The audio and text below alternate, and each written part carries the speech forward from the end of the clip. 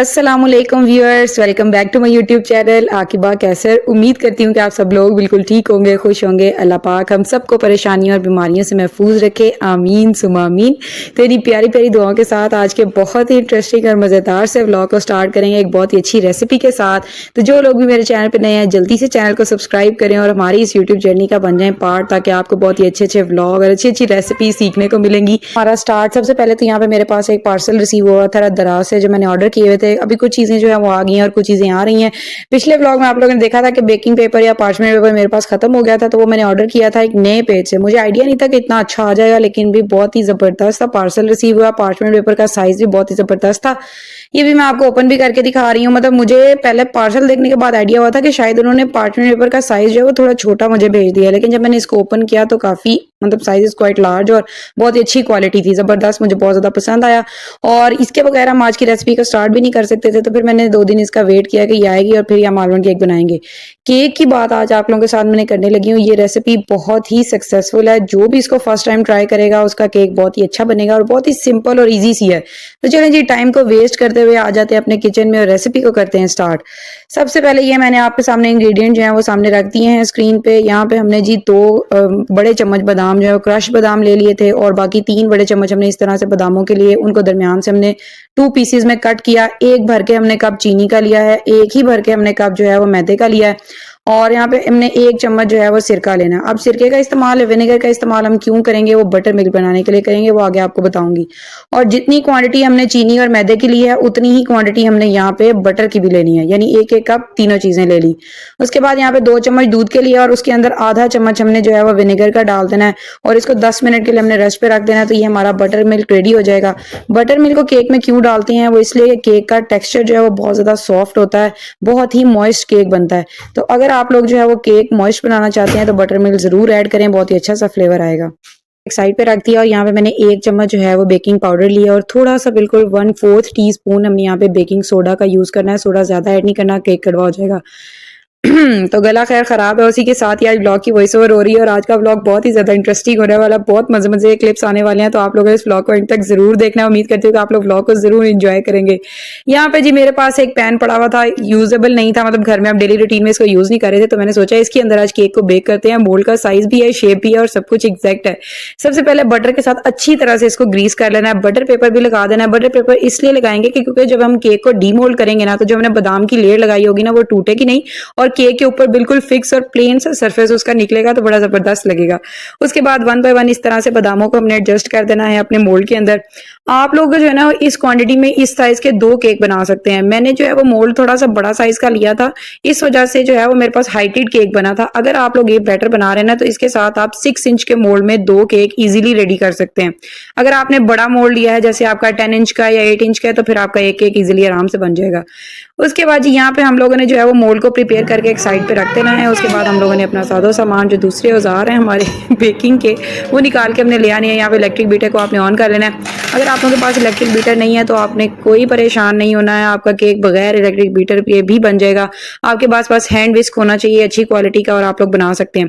सबसे पहले बाउल में यहाँ पे हमने जो है वो मक्खन को ऐड किया, बटर को, उसके बाद उसमें ऐड कर दिया हमने शुगर। दोनों चीजों को पहले हाथ से अच्छी तरह से मिक्स कर लेंगे कि एक दूसरे में डिजोल्व हो जाए। उसके बाद आपने इलेक्ट्रिक बीटर ऑन करना है और इन दोनों को इतना बीट कर लेना है कि ये फ्लफी हो जाए। अब अगर आप लोगों के पास इलेक्ट्रिक बीटर नहीं है तो नॉट अ बिग डील, आप लोगों ने हैंड विस्क लेना है और उसके साथ 10 से 15 मिनट के लिए आप लोगों ने इसको विस्क कर लेना, और ये अच्छी तरह से क्रीमी टेक्सचर इसका आ जाएगा। अब मैं ये सारा कुछ कर रही थी और मेरी हानी जो है वो व्लॉग में आ गई है मेरे साथ हेल्प करने। इसके बाद होने लगा है जी अब कबाड़ा बर्बादी का टाइम शुरू हो गया। आगे आगे अब आप लोग देखिए कि हमारे साथ होता है क्या। अब जो लोग हमारे पुराने सब्सक्राइबर्स हैं उनको अच्छी तरह पता होगा कि हानी अक्सर हमारे व्लॉग्स में आती रहती है, किचन में आके मेरी इस तरह हेल्प करती है। लेकिन आज जो हानी ने हेल्प करवाई है ना, उससे तो मैं बगैर हेल्प के ही अच्छी थी। व्लॉग में आ गया कि अब आप लोग देखेंगे ये हानी जो बीटर चला रही थी और इतने खतरनाक तरीके से चलाया, सारा बीटर जो है वो बाउल के साइड्स पे इकट्ठा हो गया। अभी तो आप लोग जरा आगे के क्लिप्स देखिएगा कि आज हमारे साथ होगा क्या। मतलब इतने इतने फनी सीन है ना, मैंने जानबूझ कर रिकॉर्ड किया कि आप लोग को देखने को मिले, आप भी इंजॉय करें। शाबाश।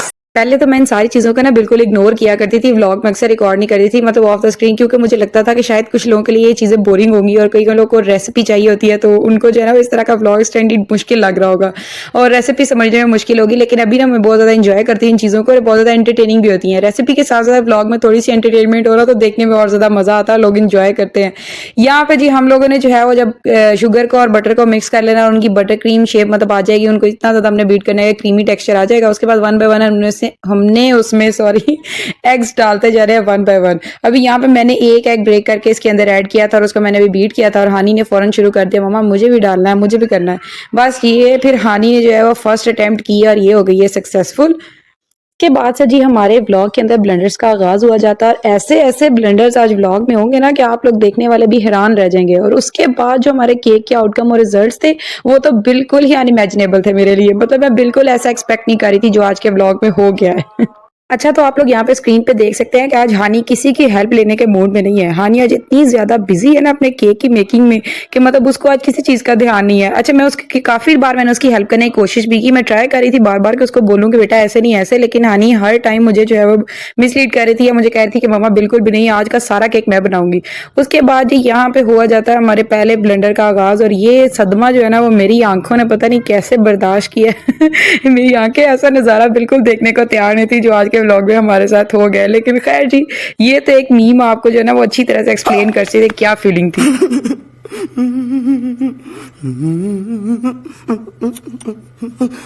बस जी सेम टू सेम मेरी बस यही सिचुएशन थी जो भी मैंने आप लोग को दिखाई है स्क्रीन पे। अच्छा, उसके बाद मैंने हानि को डांटा नहीं क्योंकि हानि वाज लाइक कि मामा मेरे से गलती से हो गया है, मेरे से मिस्टेक हुई है, आइंदा मैं ऐसा नहीं करूंगी, ख्याल रखूंगी। फिर मैंने जो है वो ज्यादा उसको कुछ भी नहीं किया क्योंकि अगर मैं यहाँ पे उसको डांटती ना तो उसका मोराल बहुत ज्यादा डाउन हो जाना था और उसको लगना था कि मैं कुछ भी नहीं कर सकती।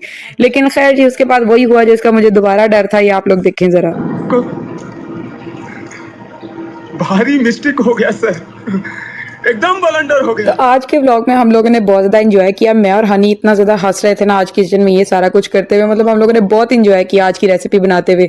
अभी मैं हनी को अपने साथ इन एक्टिविटीज़ में इसलिए एंगेज करती हूँ कि मैं चाहती हूँ कि मेरी बेटी की जो क्रिटिकल थिंकिंग है ना वो इम्प्रूव हो, उसकी ब्रेन की जो डेवलपमेंट है वो अच्छी तरह से हो, यानी वो चीज़ों को हैंडल करना सीखे, वो चीज़ों को प्रॉपर समझे कि उसको किस तरह से उसने टैकल करना है। अगर कोई प्रॉब्लम उसके सामने आ जाती है तो वो पैनिक करने के बजाय उसको उसकी जो सोल्यूशन है ना उनको फाइंड आउट करने की कोशिश करे या उसको सॉल्व करने की कोशिश करे। ये ना हो कि वो बिल्कुल एक सिचुएशन में आए और वो पैनिक कर जाए कि हाँ मेरे से ये क्या हो गया, मैं इसको कैसे डील करूंगी, मैं अपने पेरेंट्स को कैसे फेस करूंगी।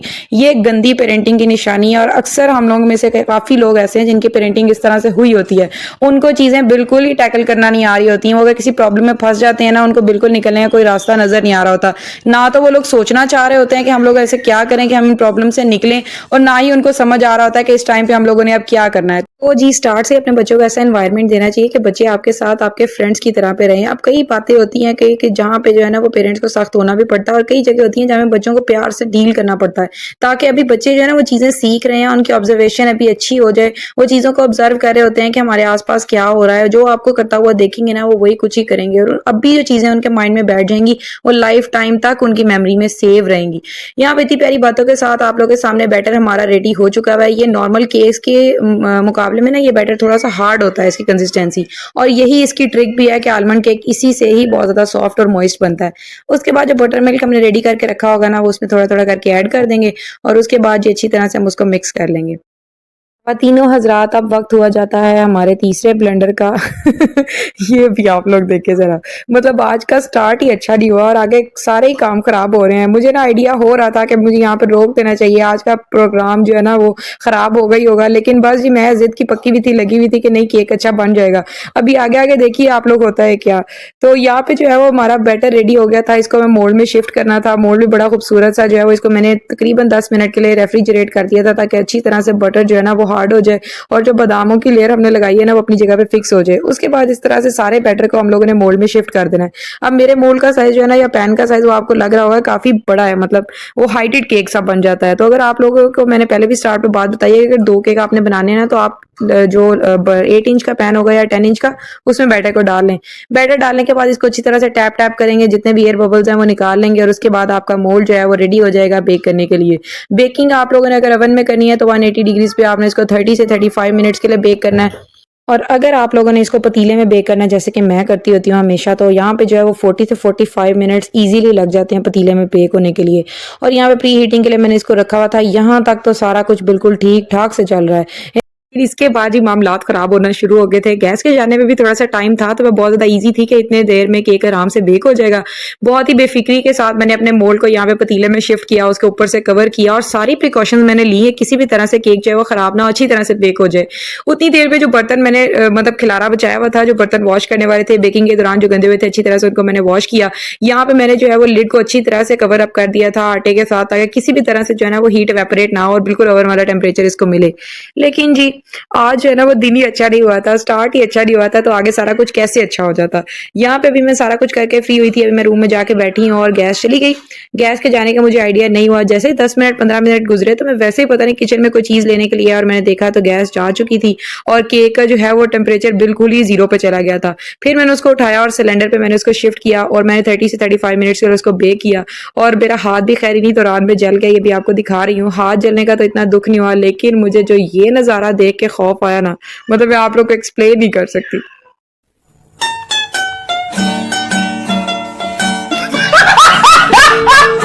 तो अब जी एक्चुअली में मेरे से मिस्टेक हुई क्या कि जब मैंने इस पतीले को गैस स्टोव से उठा के सिलेंडर स्टोव पे शिफ्ट किया, उस टाइम पे मेरे से पतीला थोड़ा सा एक साइड पे टिल्ट हो गया, जिसकी वजह से अंदर जो मैंने ये मोल्ड रखा हुआ था ना, ये एक साइड पे हो गया टिल्ट और उसमें से सारा बैटर निकल के पतीले में गिर गया और वो जल गया। अब मुझे बहुत ज्यादा डर भी लग रहा था कि कहीं इस जले हुए केक का स्मेल जो है वो केक में ना आए। और जब मैंने 30 मिनट के बाद इसको उठाया ना, ढक्कन लिड उठाया, तो उसके बाद जो मेरे दिल की आवाज से मुझे लग रहा था कि भाई प्रोग्राम बढ़ गया है, केक जल चुका है और बिल्कुल नीचे से भी ये जल गया होगा। लेकिन मैं बहुत ज्यादा और रिएक्ट कर रही थी, मैंने समझने से पहले ना बिल्कुल ही कह दिया था कि बस आज तो केक गया। लेकिन जब मैंने इसको डीमोल्ड किया तो ये इतना खूबसूरत सा अंदर से बेक हुआ निकला, यानी अगर इसके साथ ये गैस वाला मिसहैप ना हुआ होता ना तो बहुत जबरदस्त होता। अभी मेरे दिल से एक आवाज आ रही थी, जरा सुने आप लोग।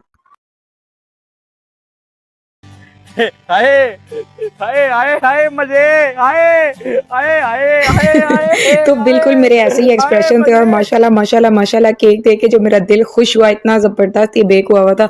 अभी कभी कभी कुछ चीजें ना हमारी लाइफ में भी बिल्कुल ऐसी हो रही होती हैं, उन पे है ना हम लोग ओवर रिएक्ट कर रहे होते हैं, हम मुश्किलों में फंस जाते हैं, हमारे साथ एक के बाद एक के बाद एक के बाद एक चीज बुरी हो रही होती है और हम लोग को लग रहा होता है क्या बुरा ही बुरा होगा, पता नहीं अच्छा हमारे साथ होगा कि नहीं होगा। लेकिन वो मुश्किलें हमारे पे आ रही होती हैं और उसके बाद अल्लाह ताला ने हमारे लिए कुछ आसानी लिखी होती है। जो अल्लाह के प्लान्स होते हैं ना वो बहुत जबरदस्त होते हैं। तो यहाँ पे जी हमारे पास केक इतना जबरदस्त रेडी हो गया। हाँ, जो चीजें होती हैं हमने एक्सपेक्ट की होती हैं उस तरह से नहीं होती, लेकिन जिस तरह से वो होती हैं वो भी अपने आप में बहुत ही खूबसूरत होती हैं। जैसा कि हमारा ये केक था, एक साइड से जो है वो थोड़ा सा टिल्ट हो गया था, लेकिन बेचारा, लेकिन बहुत ही जबरदस्त इसका फ्लेवर था। हनी किसके ऊपर मैंने कोटिंग की, कई लोग अब इसके ऊपर जैम की कोटिंग भी करते हैं, लेकिन मुझे जैम बिल्कुल भी पसंद नहीं है, इसलिए मैंने इसके ऊपर जो है वो हनी लगाया। अगर आप लोग का दिल करता है तो आप लोग लगाएं, अगर नहीं दिल करता तो आप जैम की कोटिंग भी कर सकते हैं। अब आता है सबसे इंपॉर्टेंट पार्ट इसकी कटिंग करने का, आप लोग को इसका अंदर से जो है वो टेक्सचर दिखाने का, कितना ये जबरदस्त था। सिर्फ एक इस बेचारे के साथ मिसहैप ये हुआ है कि ये बेचारा जो है वो बेकिंग के दौरान में थोड़ा सा इसकी जो शक्ल सूरत है ना वो बिगड़ गई है, लेकिन अदरवाइज इस केक का टेस्ट और इसका फ्लेवर जबरदस्त था। ये मैं आपको भी दिखा भी रही हूँ, इसका मैंने पीस आपके सामने भी कट किया, इतना सॉफ्ट ये केक था और सही इसके अंदर से जो ना वो बादामों की खुशबू आ रही थी। जब बादाम बेक होते हैं ना तो उनकी बड़ी प्यारी सी खुशबू आती है और इतना प्यारा ये बेक हुआ था और फ्लेवर में भी बहुत ही अच्छा था, बहुत फ्लेवरफुल केक था। ये थी जी हमारी आज की मिसहैप की सारी वीडियो, जो कुछ आज हमारे साथ हुआ मैं आपके साथ ब्लॉग में शेयर किया।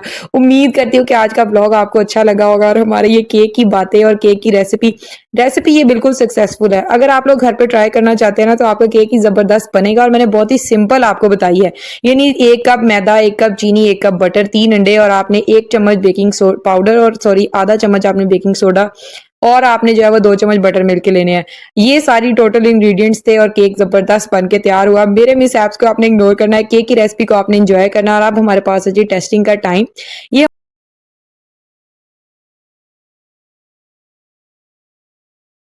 एज यूजुअल जी हमारे व्लॉग के जज साहब आ चुके हैं, उनको हम केक को टेस्ट करवाएंगे और उनसे अब रिव्यूज लेंगे कि हमारा केक कैसा बना है।